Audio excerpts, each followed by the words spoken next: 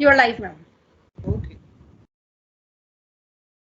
Hello बच्चों, नमस्कार। मैं डॉक्टर संजीता आज आप लोगों को हिंदी कहानी का विकास और हिंदी उपन्यास का विकास कराने जा रही हूँ। ये सब हम कर चुके थे पिछली क्लास में, ये आप लोगों को याद होगा।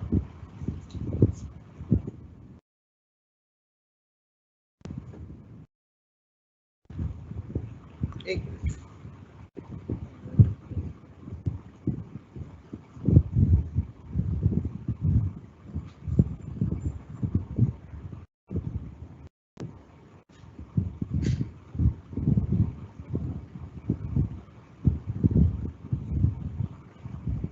हिंदी निबंध और हिंदी कहानी ये कराने जा रहे हैं हम आपको।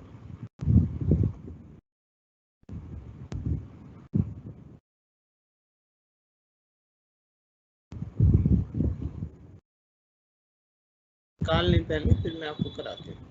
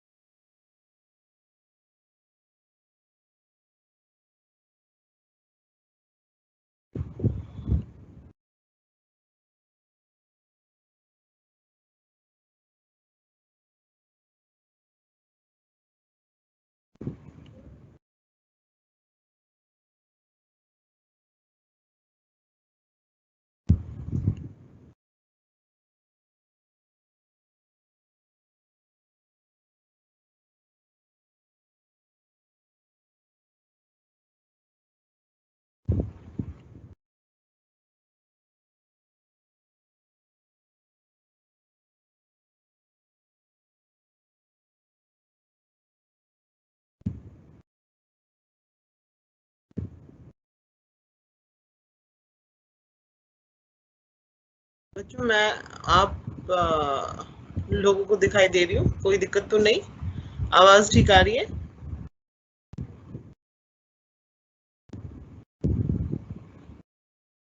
हाँ, नहीं, हम लोग निकाल रहे हैं।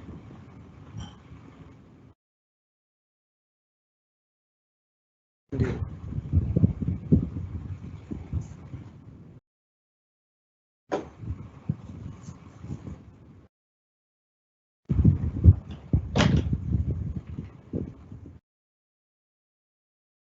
हाँ, हिंदी कहानी, यहाँ से हमारा शुरू है टॉपिक। प्रारंभिक युग यानी बिल्कुल शुरुआती युग की बात करते हैं हम। हिंदी कहानी में वस्तुतः जो हिंदी कहानी है हमारी, वो द्विवेदी युग से प्रारंभ होती है और द्विवेदी युग का जो समय सीमा है वो है 1900 से 1920। ठीक है, 1900 से 1920। तो भारतेंदु काल में और उसके पूर्व जो कहानियां लिखी गई वो पश्चिमी ढंग की आधुनिक कहानियों से काफी भिन्न थी। वैसे तो ब्रज भाषा की वैष्णव वार्ताएं जो थी और जो दृष्टांत यानी जो उदाहरण दिए गए थे और राजस्थानी बातें गिलक्राइस्ट या लल्लूलाल द्वारा जो कुछ संपादित पुस्तकें थी, जैसे लतायफ आदि की लघु कहानियों में कहानी के बहुत से तत्व हैं। राजस्थानी बातें तो कहानियां ही हैं, परंतु फिर भी आधुनिक कहानी के से विषय वस्तु और शैली की दृष्टि से पूरी तरह से वो अलग है। जो इंशाल्लाह की कहानी है, रानी केतकी की कहानी, जो 1805 में लिखी गई थी, की दास्तां शैली जो है लंबी कहानी है, वास्तविक मानव से दूर, अति मानव प्रसंगों से युक्त, यानी जो हमारा यथार्थ जीवन है ना, जो रियलिटी है वो उससे काफी दूर थी। और अति मानव यानी मानव से भी ज्यादा, यानी क्योंकि हम इंसान हैं, हमारे अंदर कुछ खूबियां कुछ खामियां है ना, दोनों होती हैं। लेकिन जो अति मानव वो अपनी कहानियों के पात्र को रचते थे कि उनमें कोई कमियां होती ही नहीं थी, वो आदर्श मानव होते थे। तो उनसे युक्त कथाकृति से हिंदी कहानी परंपरा का आरंभ जो है माना जा सकता है। इसकी रचना शुद्ध हिंदी की छटा दिखाने के लिए की गई थी। 1860 के आसपास उस समय के शिक्षा संचालकों की प्रेरणा से बुद्धि फलोदय, सूरजपुर की कहानी, धर्म सिंह का वृतांत आदि शिक्षात्मक कहानियां उस समय लिखी गई, जो प्राय अंग्रेजी और या जो उर्दू थी उससे अनुदित माने उसका ट्रांसलेशन किया गया था। राजस्व प्रसाद सितारे हिंद के द्वारा लिखी गई कहानी या लिखवाई हुई गुलाब और चमेली का किस्सा, वीर सिंह वृतांत आदि रचनाएं भी प्राय अनुदित या रूपांतरित थी। हिंदी की प्रारंभिक कहानियां आख्यायिका शैली में थी, यानी वो वर्णनात्मक थी, जैसे किसी चीज के बारे में बताया जाता है ना, उस तरह से। उसमें उल्लेखनीय पंडित माधव प्रसाद रचित मन की चंचलता 1900 ईस्वी के लगभग, किशोरीलाल गोस्वामी कृत इंदुमती 1900 ईस्वी के लगभग, गुलबहार मास्टर भगवान दास कृत प्लेग की चुड़ैल आचार्य रामचंद्र शुक्ल ने लिखी 11 वर्ष का समय, गिरजा दत्त बाजपेयी ने लिखी पंडित और पंडिताइन और पति का पवित्र प्रेम, बंग महिला की ढुलाई वाली, बंग महिला ने लिखी कहानी ढुलाई वाली, तथा कुंभ में छोटी बहू, पार्वती नंदन की मेरा पुनर्जन्म, और वृंदा लाल वर्मा द्वारा रचित राखी बंद भाई। इसमें कई कहानियां बंगला और अंग्रेजी की कहानियों के अनुकरण पे, यानी उनको फॉलो करते हुए लिखी गई थी। कुछ काफी लंबी हैं और शुद्ध देसी शुद्ध कहानी की श्रेणी में वो नहीं आती हैं। इन कहानियों में से प्रथम द्विवेदी युग से प्रारंभ में सुदर्शन में तथा शेष कहानियां सरस्वती में प्रकाशित हुई। किशोरीलाल गोस्वामी की इंदुमती जो कहानी है उसको हम पहली कहानी मान सकते हैं। डॉक्टर लक्ष्मी नारायण लाल का कहना है कि शुक्ल जी की 11 वर्ष का समय नामक कहानी ही हिंदी की पहली कहानी है। यानी ये मतभेद हो गया है ना, ये कि किशोरीलाल गोस्वामी कहानी जो किशोरीलाल गोस्वामी की कहानी इंदुमती को पहली कहानी माना गया है, लेकिन जो लक्ष्मी नारायण लाल हैं वो कहते हैं कि शुक्ल जी जो है 11 वर्ष का समय नामक कहानी हिंदी की पहली कहानी मानते हैं। क्यों? क्योंकि उसमें जो है कहानी के सारे तत्व विराजमान हैं। लगभग इसी समय 1909 में प्रसाद जी की प्रेरणा से इंदु पत्रिका का प्रकाशन प्रारंभ हुआ। इसमें प्रकाशित प्रसाद की ग्राम शीर्षक कहानी हिंदी जगत में नए युग का प्रारंभ करती है। भारतेंदु युग में लेखकों का ध्यान नाटक, निबंध, कहानी ध्यान नाटक, निबंध और उपन्यास की ओर अधिक था। कहानी को उतना महत्व नहीं दिया गया। द्विवेदी युग के प्रारंभ में इस ओर ध्यान कम दिया गया। अनुवाद कार्य, भाषा का कार्य और गद्य और पद के अन्य रूपों पर साहित्यकारों ने अधिक बल दिया। इन सब कारणों से प्रसाद और प्रेमचंद से पूर्व कहानी साहित्य रचना बहुत कम हुई। वास्तविक साधारण जीवन का यथार्थ चरित्र न उभर सका। इन्हीं दिनों संस्कृत और अंग्रेजी नाटकों की कथाओं के आधार पर लंबी आख्यायिकाएं भी लिखी गई। अधिकतर कथानक प्रधान यानी घटना प्रधान, उपदेशात्मक, कल्पनात्मक, विस्मयपूर्ण, व्यंग्य विनोदमय कहानियां लिखी गई। शैली की दृष्टि से प्रेमचंद से पहले हिंदी कहानियां 3 प्रकार की थी: ऐतिहासिक शैली की कहानियां, आत्मकथात्मक कहानियां और यात्रा शैली में लिखित। द्विवेदी युग में पारसनाथ त्रिपाठी और बंग महिला और गिरजा कुमार घोष की कई सुंदर कहानियों का हिंदी में अनुवाद किया गया। आधुनिक ढंग से अंग्रेजी कहानियों का अनुवाद भी द्विवेदी युग में प्रारंभ हुआ। प्रसाद और प्रेमचंद युग 1916 ईस्वी के आसपास प्रेमचंद और प्रसाद कहानी के क्षेत्र में आए। इसके बाद हिंदी कहानी पर अंग्रेजी और बंगला कहानीकारों का प्रभाव कम होने लगा। द्विवेदी युग की सरस्वती, सुदर्शन, इंदु, हिंदी गल्पमाला आदि पत्रिकाओं का हिंदी कहानी के प्रारंभिक विकास में बहुत महत्वपूर्ण योगदान है। इन पत्रिकाओं में सैकड़ों मौलिक यानी जो स्वयं से लिखी गई, अनुदित यानी दूसरे की कहानियां जो हमने उनका ट्रांसलेशन किया, अनुवाद किया, प्रकाशित हुई, जिसमें विविध विषयों और शैलियां दृष्टिगोचर हुई। कहानी का वास्तविक विकास प्रेमचंद के समय से ही होता है। उनके समय से ही आख्यायिका के स्थान पर सच्ची कहानी का आरंभ हुआ। कहानी में घटना की प्रधानता के स्थान पर पात्र और भावना की प्रधानता हुई। वास्तविक मानव जीवन और मनोविज्ञान से उनका संबंध स्थापित हुआ। प्रसाद जी कहानी क्षेत्र में प्रेमचंद से कुछ पहले आए। मूलतः कवि थे। प्रसाद जी, जयशंकर प्रसाद जो है क्या थे? मूलतः कवि थे और बाद में वो नाटककार भी बने। उनकी कहानियों में भी काव्यात्मकता और नाटकीयता थी। उनकी कहानियों को लक्ष्य रखते हुए उन्हें यथार्थपरक यानी जो रियलिटी से संबंधित होती हैं, आदर्शवादी या रोमांटिक आदर्शवादी कहानी कहा जा सकता है। प्रसाद जी की जो कहानियां हैं वो उनका जो संग्रह है वो है प्रतिध्वनि में, आकाशदीप में और आदि इंद्रजाल तथा छाया में। प्रसाद ने अधिकतर भावना प्रधान कल्पना परक कहानियां लिखी जो प्राय सांस्कृतिक पृष्ठभूमि पर आधारित थी। उन्होंने चरित्र प्रधान कहानियां भी लिखी। नाटकीयता, अर्थ की गंभीरता, भावुकता पूर्ण वातावरण और काव्यात्मकता, भाषा और सांकेतिक व्यंजना उनकी कहानियों की अन्य विशेषताएं हैं। साथ प्राचीन भारतीय संस्कृति के प्रेमी थे, यानी उन्होंने प्राचीन जो हमारी पुरानी भारतीय संस्कृति है उनसे उनका बहुत प्रेम था। प्रेमचंद जो है वो आधुनिक काल के यथार्थवादी जीवन पर उनका आग्रह रहा, यानी उनकी जो कहानियां हैं उनमें जो वर्तमान हकीकत, रियलिटी, उस पर उनका ध्यान अधिक रहा। वे यथार्थवादी हैं। प्रेमचंद ने लगभग 300 कहानियां लिखी।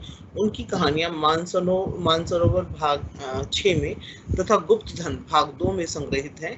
प्रेम पचीसा, प्रेम सून, प्रतिमा, सप्त सुमन आदि नामों से भी उनकी कहानियों के संग्रह छपे हैं। प्रेमचंद की प्रारंभिक कहानियों में घटना की प्रधानता और वर्णन की प्रवृत्ति है। चरित्र चित्रण और मनोविज्ञान की ओर उचित ध्यान नहीं दिया गया। भाषा अपरिपक्व तथा व्याकरण संबंधी दोषों से युक्त है। वस्तुतः प्रेमचंद प्रारंभ में उर्दू में लिखते थे, बाद में उन्होंने हिंदी में लिखना शुरू किया। उनकी जो आरंभिक राष्ट्रीय कहानियां हैं वो है सोजे वतन संग्रह में प्रकाशित हुई। आगे चलकर प्रेमचंद ने चरित्र प्रधान यानी एक कैरेक्टर को लेके पूरा कहानी लिखना, मनोविज्ञान मूलक मतलब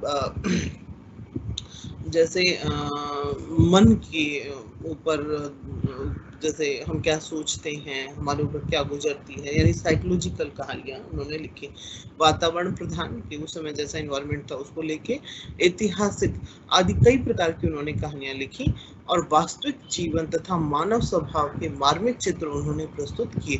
मार्मिक होते हैं जो दिल को छूने वाले, वो चित्र प्रस्तुत किए।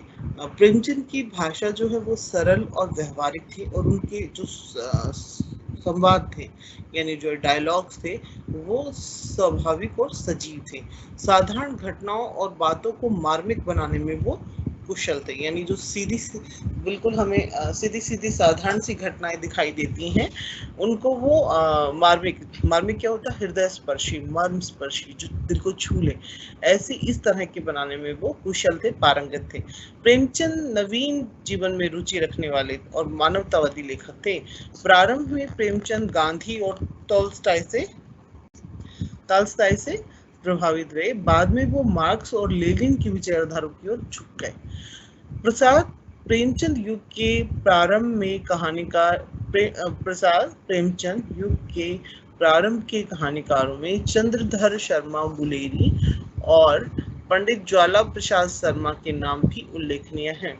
गुलेरी जी की कहानी उसने कहा था हिंदी की श्रेष्ठ कहानियों में आती है। इस कहानी में भावुक, वीर और कर्तव्य परायण लल्हन सिंह के पवित्र प्रेम और बलिदान का चित्रण है। सुंदर ढंग से विकसित होने वाला सुगठित, कुतूहल परक नाटकीय कथानक, सजीव वातावरण, मार्मिक अंत, संवादों और घटनाओं योजनाओं द्वारा पात्र का स्वाभाविक चित्रण, पात्र अनुकूल यानी पात्रों के अनुकूल जो संवाद डायलॉग्स हैं, मुहावरेदार सरल जीवंत भाषा और सांकेतिक अभिव्यक्ति इस कहानी की मुख्य विशेषताएं हैं। गुलेरी ने केवल 3 कहानियां लिखी, परंतु 3 कहानियों के बल पर वे हिंदी इतिहास में अपना एक विशिष्ट स्थान बना गए। सुदर्शन, विशंबर नाथ कौशिक, पांडे बेचन शर्मा उग्र, चतुर सेन शास्त्री, राय कृष्णदास, चंडी प्रसाद, हृदय गोविंद वल्लभ पंत, वृंदावन लाल वर्मा, जनार्दन प्रसाद झा, द्विज, राधिका रमन प्रसाद सिंह, सियाराम शरण गुप्त और भगवती प्रसाद वाजपेयी प्रेमचंद प्रसाद काल की अन्य उल्लेखनीय यानी कहानीकार। यानी उस समय प्रेमचंद के अलावा और प्रसाद के अलावा ये लोग भी हिंदी कहानी में अपना योगदान दे रहे थे, यानी ये भी कहानियां लिख रहे थे। सुदर्शन और कौशिक प्रेमचंद की शैली के कहानीकार हैं, यानी जिस तरह की कहानी प्रेमचंद लिखते थे उसी तरह की कहानियां जो है सुदर्शन और कौशिक लिखते थे। दोनों ने आदर्शोन्मुख यथार्थवाद को अपनाकर सामाजिक, मनोवैज्ञानिक और पारिवारिक कहानियां लिखी हैं। चरित्र चित्रण और भाषा की दृष्टि से भी ये दोनों प्रेमचंद के निकट हैं। सुदर्शन ने मानव जीवन के विविध पक्षों और अनेक सामाजिक सत्यों का चित्रण किया।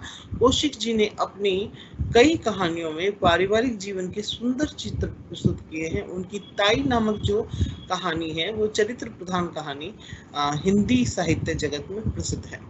चरित्र परिवर्तन उनकी कहानी में स्वाभाविक रूप से होता रहता है।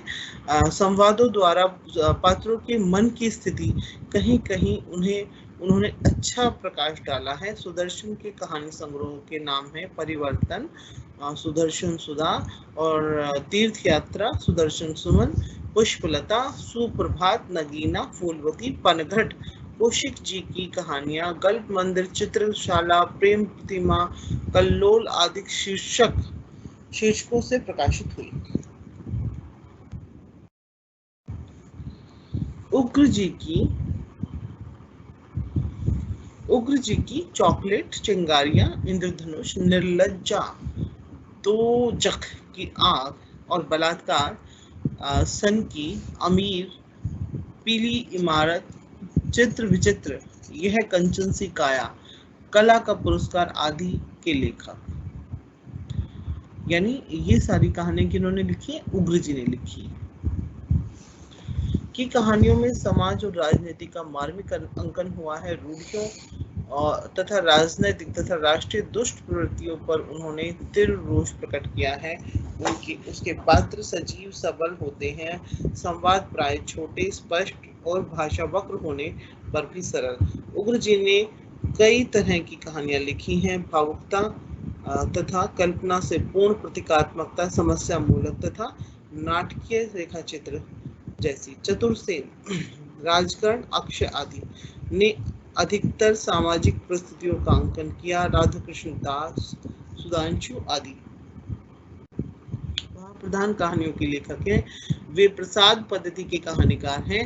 राय कृष्ण दास ने ऐतिहासिक तथा सामाजिक दोनों प्रकार की कहानियां लिखी हैं। लघु प्रकृति चित्र भी उन्होंने कहीं कहीं दिए हैं। उनकी भाषा संस्कृतप्रद और प्रांजल है। चंडी प्रसाद हृदय, नंदन निकुंज, वनमाला आदि की कहानियां भी लगभग इसी भाषा शैली में लिखी गई हैं। भावुकता, उच्च भाव की व्यंजना, स्वल्प कथानक तथा अलंकृत भाषा उनकी विशेषताएं हैं। पंडित गोविंद वल्लभ पंत में भी भावुकता तथा कल्पना की रंगीनी के साथ यथार्थता की कटुता भी प्राप्त होती है। उनकी कहानियों में रोचकता काफी है। श्री वृंदावन लाल वर्मा कलाकार कपल आदि मुख्यतः उपन्यासकार हैं। उनकी कहानियों में भी कल्पना और इतिहास का समन्वय यानी मिला हुआ रूप है तथा सरल और स्वाभाविक भाषा शैली है। प्राय सभी कहानियां वर्णन परक, बहिर्बंधपूर्ण तथा आदर्शोन्मुख हैं। अभी आप लोग क्वेश्चन करोगे द्वंद्वपूर्ण तो जो बाहर का द्वंद्व होता है। अब द्वंद्व भी आप लोग पूछोगे द्वंद्व क्या होता है, जब कंफ्यूजन होता है ना कि हम दो चीजों को लेके जब दो चीजों का चुनाव करना, दो चीजों में से एक का चुनाव करना हो तो वो द्वंद्व कहलाता है। वही मतलब बाहर का। आदर्शोन्मुख है। राधिका रमण प्रसाद सिंह की शैली भी काव्यात्मक तथा जनार्दन प्रसाद झा द्विज किसले मधुमई आदि की कहानियां भी मार्मिक तथा करुणापूर्ण है। राधिका रमण प्रसाद सिंह की शैली की काव्यात्मक तथा अलंकृत है। उनकी कहानियों का वातावरण प्राय भावात्मकता तथा मार्मिकता से पूर्ण होता है। सियाराम स्वर्णगुप्त की कहानियों में सरल रोचक शैली में कोमल भाव की अभिव्यक्ति हुई है। भगवती प्रसाद वाजपेयी पुष्करणी खाली बोतल हिलोर हैं आदि हैं की कहानियों में प्राय घटनाओं की सांकेतिक व्यंजना रहती है। उन्होंने असाधारण परिस्थितियों में पड़े हुए नर नारियों के चरित्र का मनोवैज्ञानिक निरूपण किया है। उस समय के अन्य उल्लेखनीय कहानीकार हैं विनोद शंकर व्यास, मोहनलाल महतो वियोगी तथा शिव पूजन सहाय, सुमित्रानंदन पंत और निराला जी ने भी कुछ कहानियां लिखी हैं।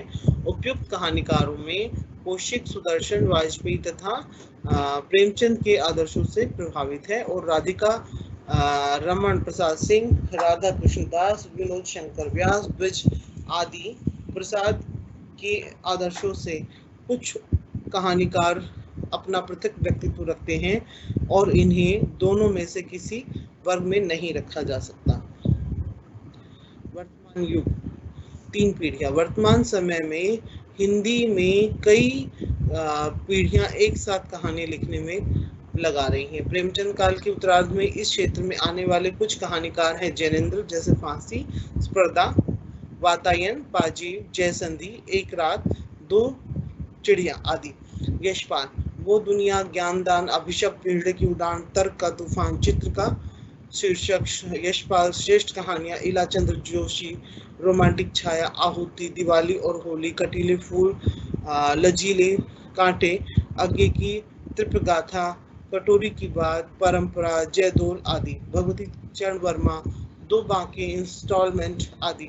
चंद्रगुप्त विद्यालंकार, चंद्रकला, वापसी, अमावस, 3 दिन।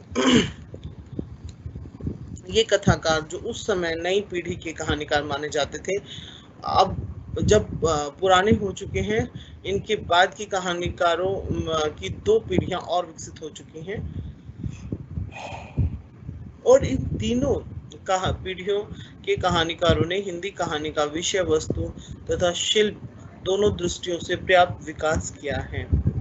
जैनेन्द्र, इलाचंद्र जोशी और अग्गे के ने चरित्र प्रधान मनोवैज्ञानिक कहानियां लिखी हैं। मार्मिक दृश्यों का चयन, एक ही दृश्य या घटना के सहारे कथानक का निर्माण करके देशकाल के संकल्पत्रय का निर्वाह, असाधारण परिस्थितियों में पड़े मानवों का सूक्ष्म मनोविश्लेषण, विचारात्मकता और यत्र तत्र वक्र अस्पष्ट भाषा जैनेन्द्र की कहानी कला की विशेषताएं हैं। इलाचंद्र जोशी की कहानियों में मनोवैज्ञानिक तत्वों का मार्मिक उद्घाटन है।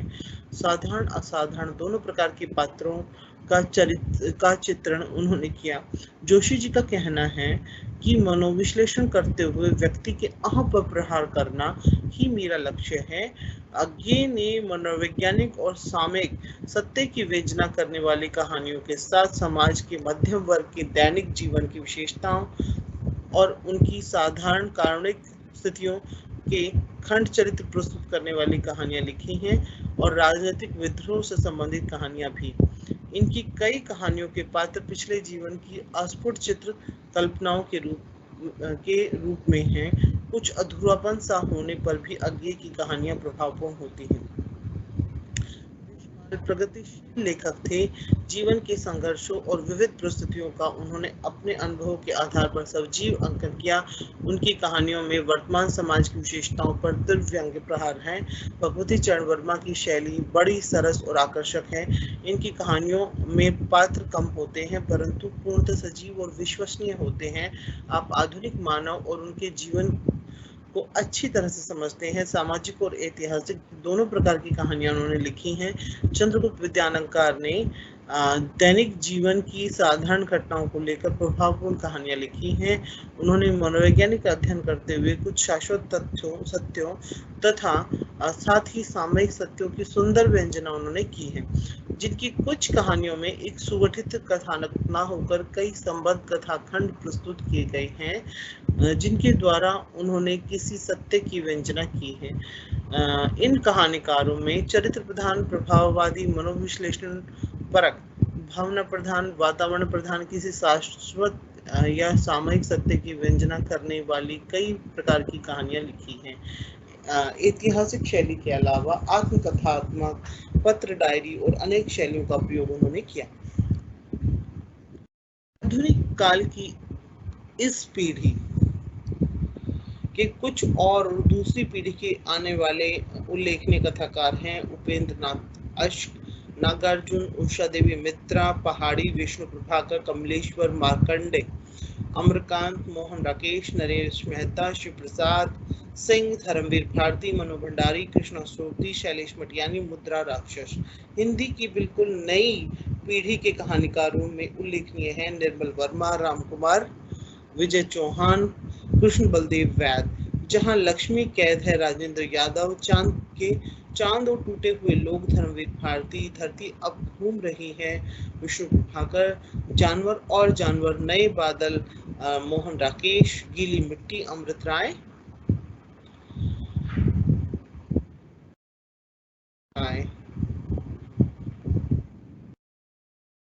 कुमारी रेणु, भूदान मार्कंडे, चाय का रंग देवेंद्र सत्यार्थी, जीने की सजा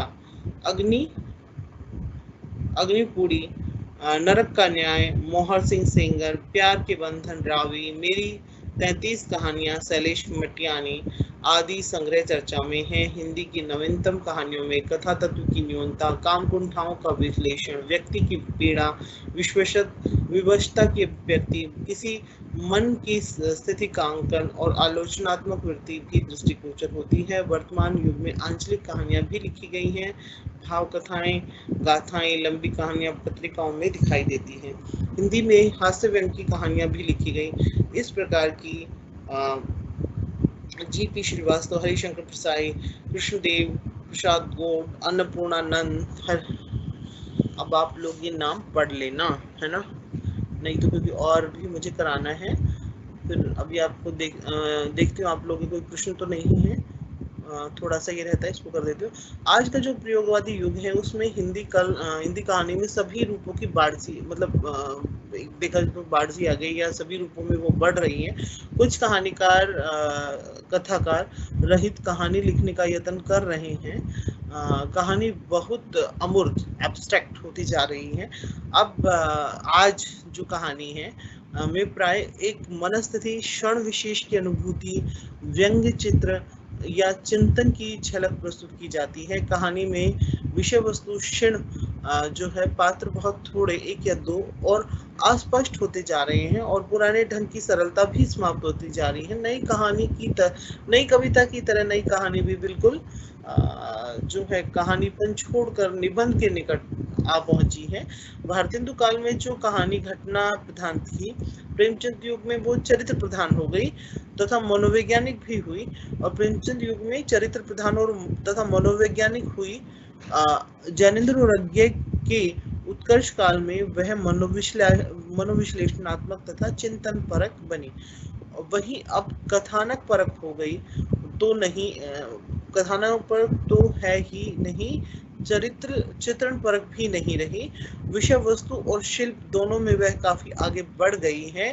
काशीनाथ सिंह, ज्ञान रंजन, सुरेश सेठ, गोविंद मिश्र, मृदुला गर्ग, नरेंद्र मोहन, मृणाल पांडे, उदय प्रकाश, ओम प्रकाश वाल्मीकि, चित्रप्रभा मुदगल, प्रभा खेतान, नसीरा शर्मा आदि अनेक कथाकार हैं जिन्होंने बदलते मनुष्य, समाज, परिस्थितियों, समस्याओं को अपनी रचनाओं के माध्यम से अभिव्यक्त की है। तो ये बच्चों थी आपका कहानी का, मैंने कराया कि कौन कौन से युग में कौन कौन सी कहानियां रही और कौन कौन से कहानीकार रहे। एक मिनट, अभी मैं आपके क्वेश्चन देख लूं।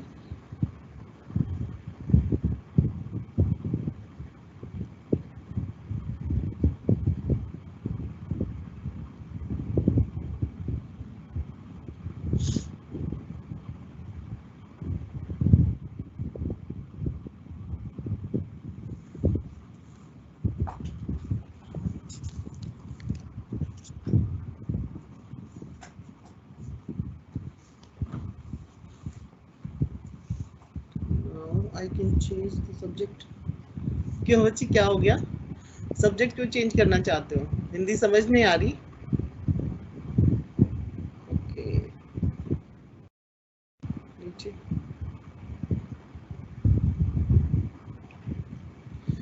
सब्जेक्ट चेंज कैसे? आप लोग ना एक सेकंड, ये आप वहाँ एस जाके पता करें। नहीं, मैंने कोई ग्रुप नहीं बनाया।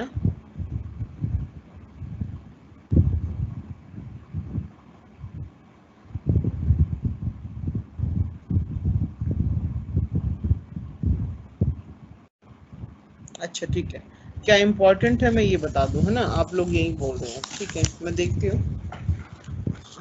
देखो बच्चों, एक मिनट,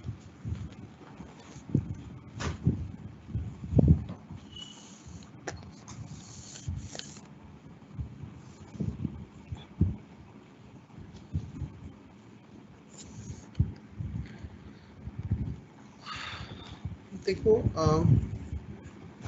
आप लोगों ने पूछा क्या इम्पोर्टेंट है, तो इम्पोर्टेंट का तो ये है बच्चों, जो मैंने भी आप लोगों को कराया हिंदी कहानी, है ना? तो आपका जो प्रश्न आएगा वो आएगा कि जैसे हिंदी कहानी पर टिप्पणी कीजिए, या प्रेमचंद्र युगीन कहानी, या प्रेमचंद्र उत्तर युगीन कहानी, जो मैंने आपको भी कहानी पढ़ाई, भारतेंदु युग कहानी, भारतेंदु युग की कहानी, और वेदी युग की कहानी, और प्रेमचंद युग की या प्रेमचंद्र उत्तर युग की कहानी। तो इस तरह से प्रश्न बनेगा, है ना? तो हिंदी कहानी पर टिप्पणी कीजिए, इस तरह से आएगा।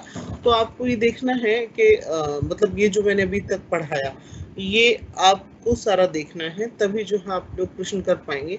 मैं मानती हूँ जिन बच्चों ने मतलब कहानी ये हिंदी नहीं पढ़ी है और उनको दिक्कत आएगी, आई कैन अंडरस्टैंड, बट फिर भी आप लोग अगर मेहनत करेंगे तो कोई दिक्कत नहीं है। जो ये मैं पढ़ा रही हूँ, जो भी आपका ये एसओएल का मटेरियल है, ये एनफ है, सिर्फ आप इसको ही अच्छे से पढ़ लें तो आपको कुछ और देखने की जरूरत नहीं पड़ेगी।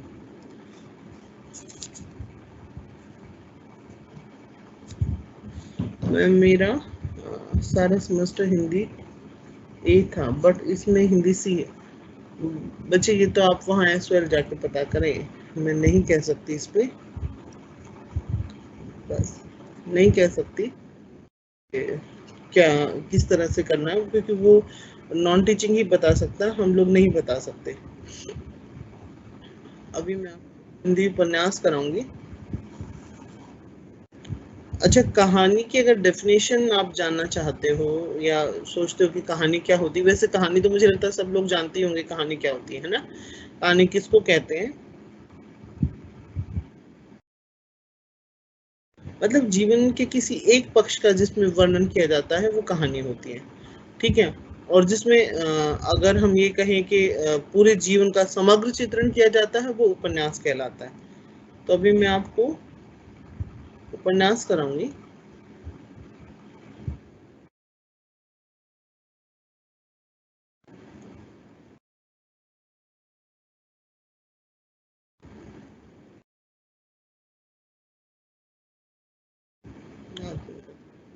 ऊपर देखते हैं।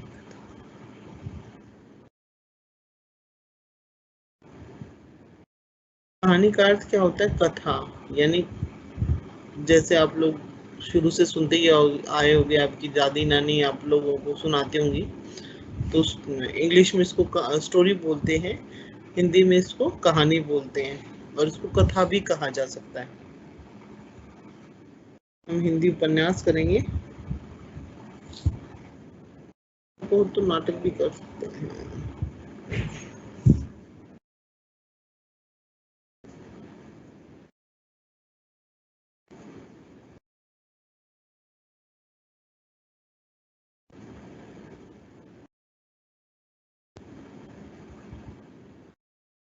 हम नाटक की बात करते हैं ना बच्चों, नाटक तो आप लोगों ने सुना ही होगा, है ना? तो नाटक लिखे जाने के बाद जब वो मंच पर प्ले होता है ना, ठीक है, तो वो सबसे ज्यादा, जैसे कहते हैं ना, उसका वो पूर्ण रूप उस समय ही होता है जब वो मंच पर मंचित हो जाता है, यानी उसका परफॉर्मेंस हो जाता है। मोटा मोटा ऐसे ही बता देती हूँ, क्योंकि ना आप लोग मुझे लगता है कंफ्यूज हो जाते हो।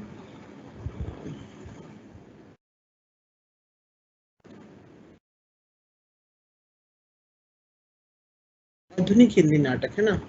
तो आधुनिक काल में हिंदी गद्य विधाओं के समान ही हिंदी नाटक भी जो है पश्चिम के संपर्क का ही फल माना जाता है।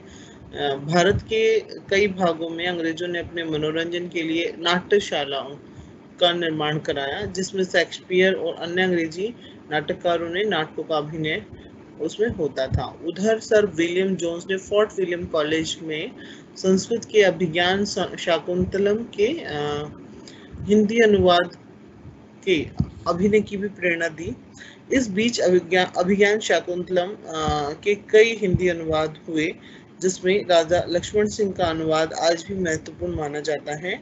सन 1859, आप लोगों को समझ नहीं आएगा इसलिए मैंने 59 नहीं बोला, 59 बोला, में भारतेंदु हरिश्चंद्र के पिता बाबू गोपाल चंद्र ने नहुष नाटक लिखा, उसको रंगमंच पर प्रस्तुत किया है। इधर फारसी नाटक कंपनियां नृत्य संगीत आदि नाटकों को बड़े धूम धड़ाके से प्रस्तुत कर रही थी, जिसमें सुरुचि संपन्न साहित्यिक गुणों की खोजी हिंदी साहित्यकार शब्द थे। इससे अच्छा, अब आप लोगों को खैर ये इतना नहीं समझ आएगा, मैं मोटा मोटी बता देती हूँ। मतलब नाटक की जो शुरुआत है वो वैसे तो हमारे संस्कृत काल में हुई, लेकिन उसके बाद वो हिंदी नाटक बिल्कुल जैसे सुप्तावस्था में सो सा गया था। फिर भारतेंदु युग में जो है नाटक का उदय हुआ, और भारतेंदु हरिश्चंद्र ने नाटकों का निर्माण किया। तो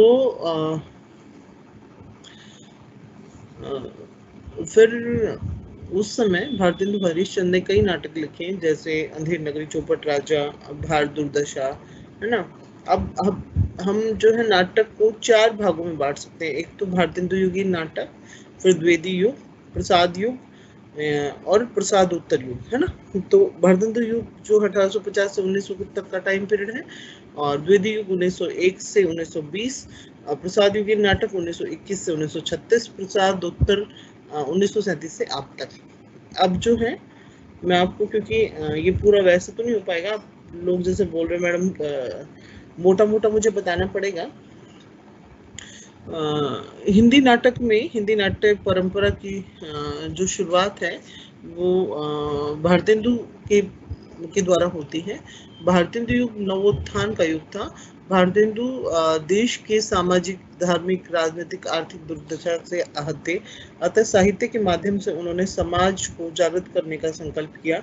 समाज को जगाने में नाटक सबसे अधिक प्रबल सिद्ध होता है। भारतेंदु ने इस तथ्य को पहचाना और निराशा, यानी निराशा के अंधकार में आशा का दीप जलाने के लिए वो प्रयत्नशील हुए और उन्होंने नाटक की रचना की। भारतेंदु युग ने कुल मिलाकर 17 नाटकों की रचना की, जिसमें नंबर 1 विद्या सुंदर, दूसरा रत्नावली, पाखंड विखंडन, वैद की हिंसा हिंसा न भवती, धनंजय विजय, प्रेम जोगनी, सत्य हरिश्चंद्र, मुद्रा राक्षस, कपूर मंजरी, विशेष विष मोषधम, श्री चंद्रावली, भारत दुर्दशा। भारत जननी, नील देवी, दुर्लभ बंधु, अंधेर नगरी, सती प्रताप। अब ये तो थे भारतेंदु के नाटक। जो इनके मौलिक नाटक हैं, भारतेंदु जी के जो मौलिक नाटक थे वो है वैद की हिंसा हिंसा न भवती, प्रेम योगिनी, विशेष्य, विषमोषधम, चंद्रावली, भारत दुर्दशा, नील देवी और अंधेर नगरी तथा सती प्रताप। जो वैद की हिंसा हिंसा न भवती और प्रेम योगिनी और पाखंड विखंडन में धार्मिक रूढ़ी और विडंबनाओं से ग्रस्त समाज में पाखंड, आडंबर, भ्रष्टाचार आदि का नाटकीय आख्यान हुआ है। वैद की हिंसा हिंसा में ऊपर से सफेद पोश दिखने वाले धर्मात्माओं के साथ ही तत्कालीन देसी नरेशों और मंत्रियों के व्यभिचार की पोल भी खोली गई है। अपने युग की धार्मिक स्थिति के प्रति जो तीव्र आक्रोश नाटककार में है, वही उसकी पूर्ण नाटिका प्रेम योगिनी में प्रस्तुत हुआ है। देखो बच्चों, अभी मैं बहुत ज़्यादा कराऊंगी तो ये छूट जाएगा, इसलिए मैं मोटा मोटा करती हूँ। ये आपको पता चल गया भारतेंदु ने कौन कौन से नाटक लिखे हैं?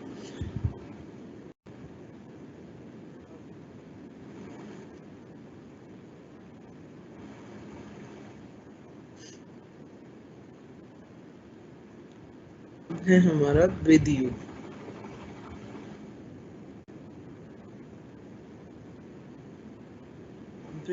नाटक। मतलब अब ये आप ये समझो कि जिस समय भारतेंदु नाटक के क्षेत्र में आए तो 1850 से 1900 तक का जो समय है, ये उस समय हमारे देश पर अंग्रेजों का कब्जा था और उन्होंने देखा कि यहाँ जो भारतीय जनता है तो वो ज़्यादातर अशिक्षित है, तो वो पढ़ लिख नहीं सकती। तो अगर उनके मन में राष्ट्रीय भावना जगानी है तो या अंग्रेजों के प्रति विद्रोह की भावना जगानी है, तो उनको कैसे तैयार किया जाए। तो नाटक एक ऐसी विधा है जो दृश्य और श्रव्य है, जो देखी भी जा सकती है और सुनी भी जा सकती है। तो इसलिए उन्होंने नाटकों का सहारा लिया, नाटकों की रचना की, नाटकों का परफॉर्म किया उनको स्टेज पे। और जो भारतीय अशिक्षित जनता थी उनके मन में जो है अंग्रेजों के प्रति विद्रोह की भावना और अपने देश को स्वतंत्र करने की भावना को जगाया। तो ये एक बहुत महत्वपूर्ण काम उस समय भारतेंदु हरिश्चंद्र ने किया और उन्होंने नाटक के अलावा और भी कहानी और निबंध लिखे और उपन्यास लिखे, पर जो सबसे ज़्यादा सफलता उनको नाटक में ही मिली और उनका एक युग का नाम जो है भारतेंदु युग के नाम से भी पड़ गया। अब जो है द्वितीय युग, तो भारतेंदु युग के बाद आता है द्वितीय युग। जो भारतेंदु युग के अनंतर साहित्य का जो दूसरा उत्थान आता है, उसकी प्रेरणा के केंद्र जो है महावीर प्रसाद द्विवेदी रहे। हिंदी नाटकों के ऐतिहासिक विकास क्रम में महावीर प्रसाद द्विवेदी का योगदान भारतीय युग की तुलना में बहुत कम है, यानी नगण्य माने कम है। नाटक के क्षेत्र में द्विवेदी युग को अलग से स्वीकार करना और महत्व प्रदान करना बहुत औचित्यपूर्ण नहीं है, यानी उस समय उतना नाटक नहीं लिखा गया, इस युग में निबंध ज्यादा लिखे गए। भारतीय युग के अवसान के साथ नाटक के ह्रास के लक्षण भी दिखाई देने लगे, यानी नाटक जो है धीरे धीरे क्षीण होता चला गया, कमजोर पड़ने लग गया और अपने युग की समस्या को नाट्य रूप प्रदान करने का जो अदम्य साहस भारतेंदु युग के लेखकों में दिखाई पड़ता है, उतना जो है उस युग के लेखकों में दिखाई नहीं देता है। तो कुल मिला के हम द्वितीय युग को इतने में ही समेटेंगे और फिर उसके बाद आते हैं, बाद आएगा हमारा प्रेमचंद युग। द्वितीय युग में नाटकों का कोई खास वो नहीं हुआ।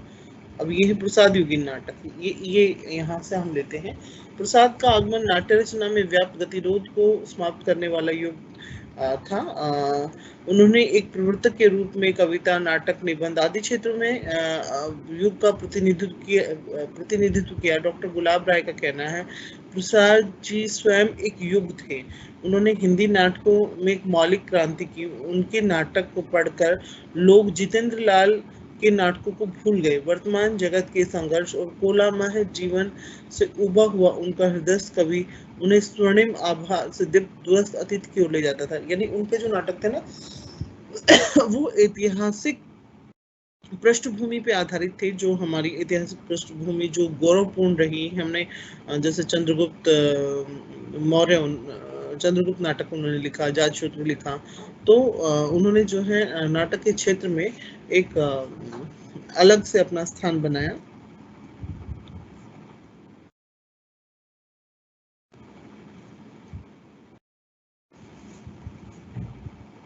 उन्होंने अतीत के जैसे कि मैंने आपको बताया कि अपने ऐतिहासिक अतीत गौरव को उन्होंने अपने नाटकों में पृष्ठभूमि के रूप में प्रयोग किया।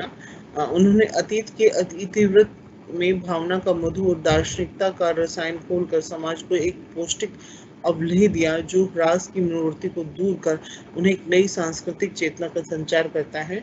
उनके नाटकों में द्विजेंद्र लाल राय की ऐतिहासिकता और रवि बाबू की सी दार्शनिकता भावुकता के दर्शन होते हैं। प्रसाद की आरंभिक नाट्य कृतियां सज्जन, कल्याणी, प्रिय, परिणय, प्रायश्चित, करुणालय और राजश्री द्वितीय युग की सीमा के अंतर्गत आती है। प्रसाद के इन नाटकों में उनका परंपरागत और प्रयोग में भटकती हुई नाट्य दृष्टि की प्रमुखता से उभर कर सामने आती है। नाटक की रचना का प्रारंभिक काल होने के कारण इन कृतियों में प्रसाद की नाट्य कला का स्वरूप स्थिर नहीं हो पाया। वह अपनी दिशा खोज रही थी और यह दिशा उन्हें विशाख, अजातशत्रु, कामना, जय जन्मेजय का नागयज्ञ और स्कंदगुप्त एक गुट, चंद्रगुप्त और ध्रुव स्वामिनी में प्राप्त हुई। इन नाटकों में प्रसाद जी ने अपनी गवेषणा और सूक्ष्म दृष्टि का परिचय दिया। सज्जन का जो कथानक है जी, यानी जो उनका नाटक सज्जन है, वो महाभारत की घटना पर आधारित है। इस नाटक में प्रसाद जी ने अपनी परंपरागत मान्यता को स्वीकार करते हुए भारतेंदुकालीन नाट्य प्रणाली को अपनाया है। कल्याणी परिणय जो उनका नाटक है, वो भी उनका प्रारंभिक प्रयास था, जिसका अंतर्भाव उन्होंने बाद में चंद्रगुप्त के चतुर्थ अंक में किया। करुणालय बंगला के अमित्राक्षर अरिल छंद की शैली पर लिखा हुआ गीति नाट्य है। प्रायश्चित हिंदी का प्रथम दुखांत मौलिक रूपक है। शिल्प की दृष्टि से प्रसाद ने इनमें सर्वप्रथम पाश्चात्य नाट्य शिल्प को अपनाने का प्रयास किया है। सही अर्थों में राजश्री प्रसाद का प्रथम उत्कृष्ट ऐतिहासिक नाटक है। विशाख प्रसाद की पूर्ववर्ती और पूर्ववर्ती नाटकों में से विभेदक रेखा है। इसका कथानक साधारण होते हुए भी देश की तात्कालीन राजनीतिक, धार्मिक और सामाजिक समस्याओं की अभिव्यक्ति से ओतप्रोत है। यद्यपि प्रसाद के अधिकांश नाटक ऐतिहासिक ही हैं, परंतु इतिहास की पीठिका में वर्तमान की समस्याओं को वाणी देने का विचार प्रसाद जी ने सर्वप्रथम इसी नाटक में किया। भूमिका में वे लिखते हैं, मेरी इच्छा भारतीय इतिहास के अप्रकाशित अंश में से उन प्रकांड घटनाओं का दिग्दर्शन कराने की है, जिन्होंने हमारी वर्तमान स्थिति को बनाने में बहुत प्रयास किया और वर्तमान स्थिति प्रतंत्र भारत के राजनीतिक सामाजिक प्रवेश से जुड़ी थी। अपनी सत्ता को स्थानीय बनाए रखने के लिए ब्रिटिश शासन द्वारा भारतीयों में फूट डालों के लिए अपनाए गए सांप्रदायिक प्रांतीयतावाद के हथकंडे प्रसाद जी से छिपे नहीं थे। अतः इतिहास की पीठिका पर उन्होंने अपने वर्तमान के इन प्रश्नों को यथार्थ दृष्टि से उठाते हुए समन्वयवादी आदर्श समाधान प्रस्तुत किया। मतलब कुल मिला के उन्होंने ये कहा कि मैं अपने जो हमारी इतिहास है उनमें उन अंशों को मैंने उठाया है जिनमें हमारा जो इतिहास है वो गौरवपूर्ण रहा है और जिस इतिहास ने हमारी जो आज की स्थिति है उसको बनाने में भी अपना महत्वपूर्ण योगदान दिया है। तो उस समय जो अंग्रेजों की फूट डालो शासन करो की नीति थी वो भी उनसे छुपी नहीं रही। तो उन्होंने अपने नाटकों में समन्वयवादी कुछ हमें आदर्श समाधान प्रस्तुत उन्होंने किए और द्वितीयुगीन सांप्रदायिक प्रभाव को आत्मसात करते हुए प्रसाद जी ने अपने नाटकों में ब्राह्मण बौद्धिक धार्मिक संघर्ष को रूपांतरित किया है। जय जन्म का नाटक आर्यों नाग जाति तथा आर्य नाग संघर्ष की पृष्ठभूमि में रचा गया है। अजातशत्रु में आर्य जनपदों का पारस्परिक संघर्ष परोक्ष रूप से युगीन सांप्रदायिक संघर्षों का ही प्रतिरूप है। इस प्रकार इन प्रौढ़ कृतियों में प्रसाद जी ने जातीय, क्षेत्रीय और व्यक्तिगत भेदों को मिटाकर एक व्यापक राष्ट्रीयता का आह्वान किया है। एक गुट इस दृष्टि से थोड़ा सा अलग है। इनकी कथा वस्तु ऐतिहासिक नहीं है, कथ्य की दृष्टि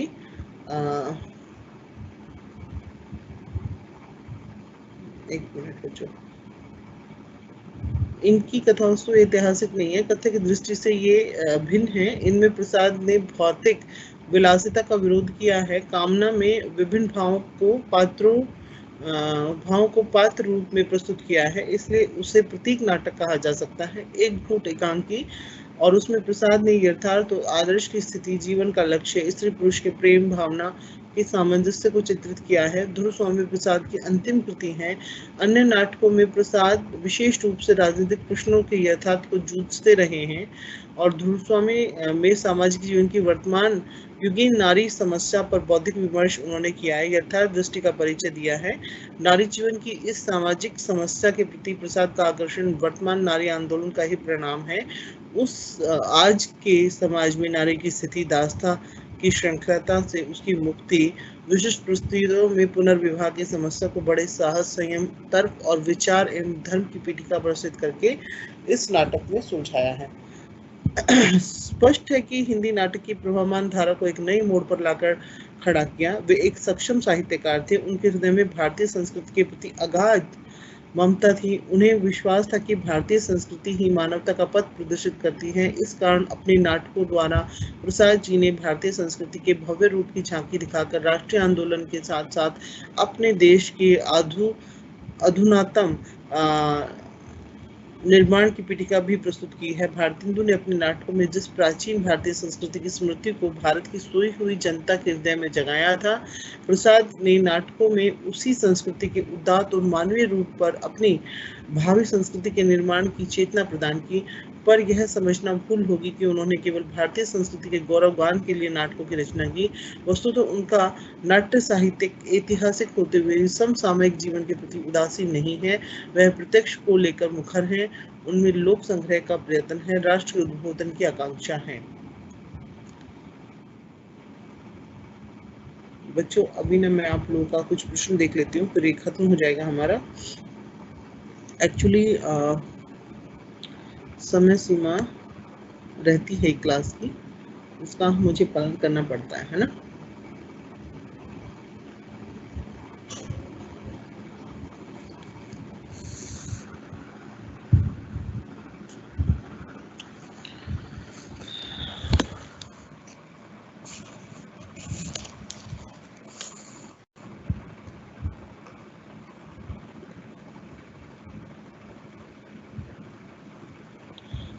बच्चों, how can I confirm that मेरा हिंदी ए है या सी? आप ये हाईएस्ट वाले जाके कंफर्म करें।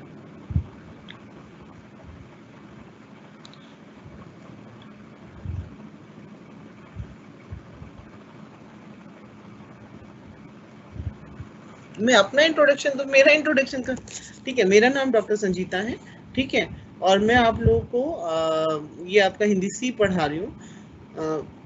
बच्चों, पता है असल में आप लोगों का हिंदी थोड़ा सा वीक होने की वजह से आपको लग रहा है कि ये थोड़ा सा टफ है, लेकिन टफ नहीं है। आप थोड़ा सा पढ़ेंगे ना तो आपको समझ आ जाएगा, ठीक है।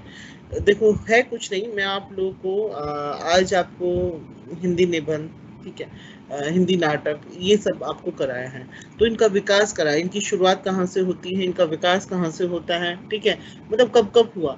तो अभी जो मैं हिंदी नाटक का विकास आप लोगों को करा रही थी, वो भारतेंदु युग से होता हुआ सन 1900 से 1920 द्विवेदी युग, और 1850 से 1900 का जो टाइम पीरियड है वो भारतेंदु युग वो कहलाता है, ठीक है। उसको भारतेंदु युग कहा जाएगा।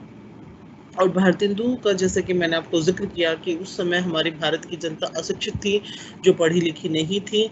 तो पढ़ी लिखी ना होने की वजह से वो जो उस समय समाचार पत्र या जो भी हमारी कविताएं लिखी जा रही थी, तो वो उसको पढ़ने में सक्षम नहीं थे। इसलिए भारतेंदु ने नाटक का सहारा लिया, क्योंकि नाटक दृश्य और श्रव्य होता है, जिसको देखा भी जा सकता है और सुना भी जा सकता है। तो भारतेंदु ने नाटक को मंच पे परफॉर्म करके, और जो हमारे देश में उस समय हो रहा था, किस तरह से अंग्रेज हमें लूट रहे थे और हम पर किस किस तरह से अत्याचार कर रहे थे, उस समय की न्याय व्यवस्था कैसी चौपट थी, यानी अगर हमारा कसूर नहीं था तो भी हमें सजा दी जाती थी। उन्होंने अपने नाटकों के माध्यम से ये दिखाया। जैसे उनका एक नाटक था अंधेर नगरी चौपट राजा, तो उन्होंने अंधेर नगरी चौपट राजा में ये दिखाया कि जो हमारी भारतीय उस समय की जो न्याय व्यवस्था अंग्रेजों की थी, यानी अगर हमारा कसूर नहीं भी है तो भी हमें सजा दी जाएगी। और उस समय यानी वो जो न्याय था, वो न्याय जो है वो किसी भी तरह से मतलब न्याय नहीं होता था, सिर्फ दिखावे का न्याय होता था। ये अंधेर नगरी में उस समय की राजनीतिक व्यवस्था पे एक करारा व्यंग, एक करारा प्रहार किया गया है। उसके बाद उन्होंने भारत दुर्दशा नाटक लिखा। भारत दुर्दशा में ये दिखाया गया कि अंग्रेजी राज में किस तरह से हमारे देश का धन दूसरे देश में जा रहा है, ये जो है दिखाया गया। तो आप उस समय के नाटकों का अध्ययन करेंगे तो आप पाएंगे कि उस समय की मानसिक स्थिति क्या थी, उस समय के लेखक क्या सोच रहे थे, ठीक है, उस समय समाज कैसा था। फिर द्विवेदी युग जो 1900 से 1920, उस समय नाटक थोड़ा सुप्तावस्था में चला गया। फिर प्रेमचंद आते हैं। प्रेमचंद हमारे जो गौरवपूर्ण इतिहास उसकी याद दिलाते हैं, किस तरह से हमने हमारे जो पहले राजा रहे, उन्होंने किस तरह से लड़ाइयाँ लड़ी, किस तरह से हमारे जो भारत जो है वो सोने की चिड़िया कहलाता था। तो गौरवपूर्ण इतिहास की याद दिलाई प्रसाद ने, मैंने यहीं तक कराया अभी। तो मुझे लगता है अब आपको मोटा मोटा समझ आ गया होगा, ठीक है। और उससे पहले मैंने आप लोगों को हिंदी कहानी कराई, तो आप थोड़ा पढ़ेंगे तो समझ आ जाएगा। मैं मानती हूँ कि जो बच्चे हिंदी सीख लेते हैं, ठीक है, वो हिंदी उतना उन लोगों को मतलब उन लोगों ने नहीं पढ़ी होती, तो मुझे लगता है कि इस वजह से आपको थोड़ा दिक्कत आ रही होगी, मैं समझ सकती हूँ। लेकिन थोड़ा आप लोग मेहनत करो तो आप लोग अच्छा कर जाओगे और अच्छे मार्क्स ले आओगे। मैं कल यहीं पढ़ाऊंगी, नहीं बच्चे, मैं कल यहीं नहीं पढ़ाऊंगी, फिर दूसरा पढ़ाऊंगी टॉपिक, ठीक है। आप लोग तैयारी करके आइएगा, क्लास हो चुकी है, टाइम इज ओवर।